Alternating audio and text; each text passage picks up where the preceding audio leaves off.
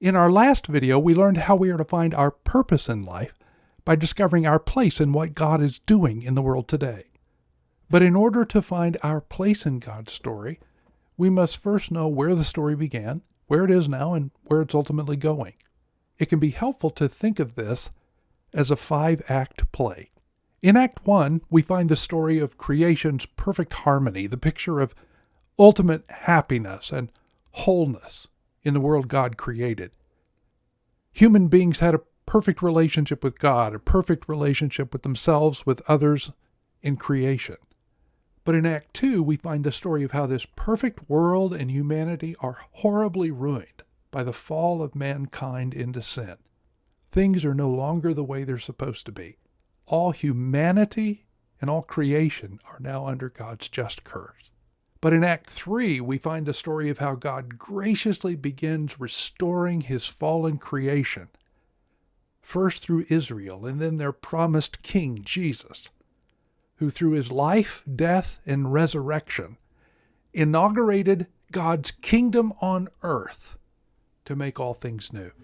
And then in Act 4, we find the story of Jesus' ascension and the subsequent outpouring of his Holy Spirit on his church for the ongoing advancement of God's kingdom and will on the earth until he returns.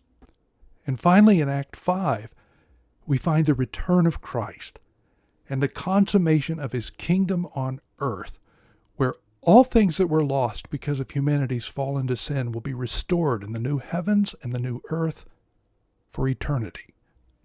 And the one story unfolding in all these acts is the gospel, the good news of the kingdom.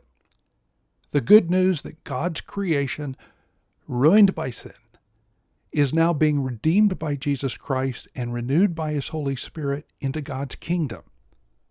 God's purpose for the world is not merely the rebirth of human souls, but also the rebirth of all creation into a new heaven and a new earth. Today we are living in Act 4, a unique period of time between the resurrection of Jesus and God's restoration of all things through him when he returns.